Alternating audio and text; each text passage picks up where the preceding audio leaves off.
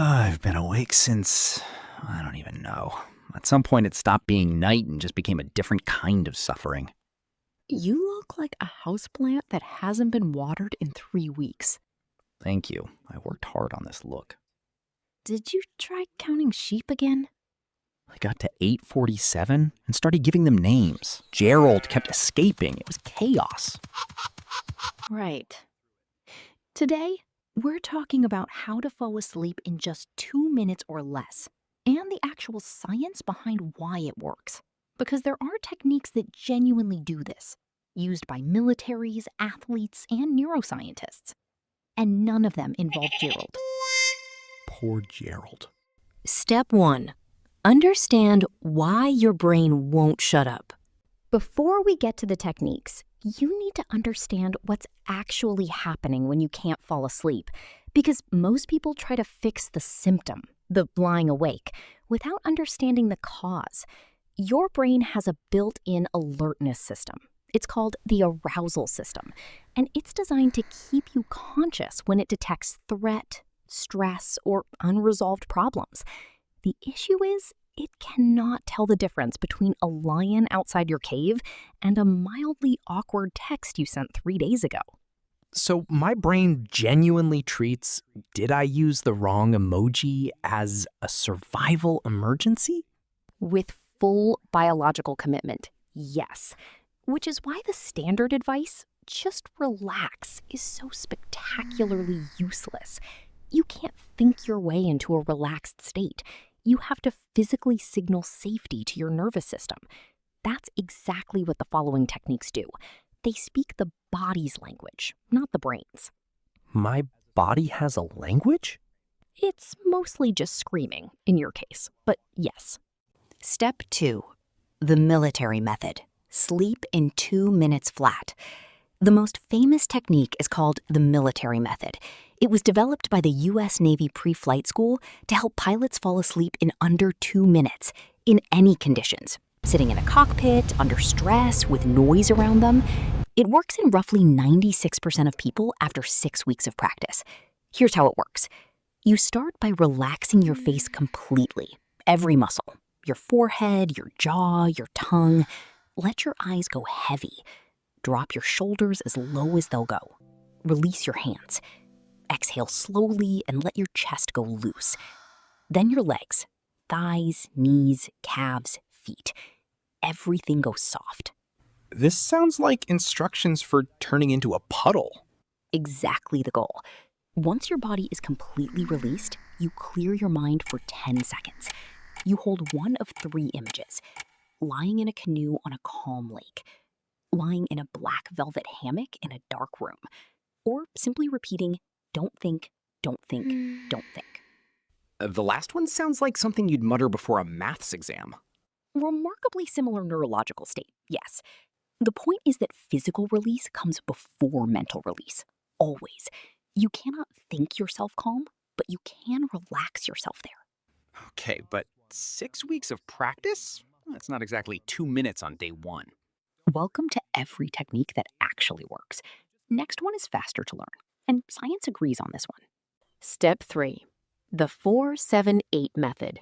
Breathing that forces calm. Your nervous system has 2 modes. Sympathetic, fight or flight, which keeps you awake, and parasympathetic, rest and digest, which allows you to sleep.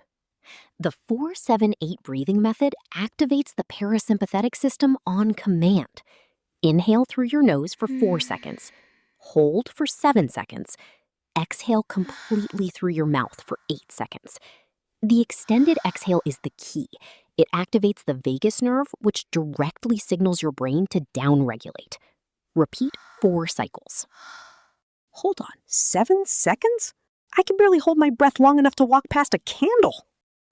You're not diving for treasure. It's 7 seconds of breath holding, not an Olympic event. Why is the exhale so much longer, though? Because exhaling is physiologically linked to calming. Every long exhale triggers a slight decrease in heart rate. It's not a metaphor, it's mechanics. Your body is quite literally built with a manual off switch. Most people just never learned where it is. That's actually incredible. And slightly annoying that no one told us this. Schools taught you the quadratic formula. Priorities, apparently. Step 4. The cognitive shuffle. Scramble your brain to sleep. This one sounds ridiculous, which is exactly why people don't believe it works. And then they try it and fall asleep in minutes. It's called the cognitive shuffle, developed by cognitive scientist Dr. Luc Baudouin. Here's the logic. Your brain can't fall asleep if it thinks there's unfinished business. Coherent thought, planning, worrying, replaying signals to your brain that you're still needed. But random, disconnected imagery, that signals that the show is over. So I have to think about random stuff on purpose? Deliberately incoherent imagery. Pick a random word, any word. Let's say umbrella. Now, picture an umbrella. Then picture something totally unrelated. A dog. Then something else. A brick wall. A penguin in a chef's hat. A rubber duck the size of a building. The images should not connect to each other in any logical way. This is genuinely the best homework I have ever been given. The reason it works is that random imagery mimics the hypnagogic state, the mental transition zone between wakefulness and sleep. You're essentially tricking your brain into sliding sideways into that state, instead of forcing it to cross a border it keeps guarding. A penguin in a chef's hat, though. I feel like sleep is actually optional at that point. I just want to watch that. That means it's working. Last one. And this is the one that changes everything long term. Hoody? Hoody, are you listening? The one that changes everything long term? Step 5, stop trying to fall asleep. Here's the most counterintuitive sleep technique in existence. It's called paradoxical intention, and it was developed by psychologist Viktor Frankl, the same man who survived 4 Nazi concentration camps and wrote one of the most important psychology books of the 20th century. The technique is this. Instead of trying to fall asleep, try to stay awake. Lie in bed, keep your eyes open, and gently try to stay conscious. Don't do anything stimulating. Just lie there and try to stay awake. That sounds like the exact opposite of helpful. Studies show it reduces sleep performance anxiety by up to 50%. Because most insomnia is not caused by an inability to sleep, it's caused by the pressure of trying to sleep, the monitoring, the clock checking, the why am I still awake. The moment you remove the goal, the resistance dissolves. So the harder you try to fall asleep, the more awake you get? Your brain treats sleep as an escape attempt. Every time you try to force it, the alertness system activates.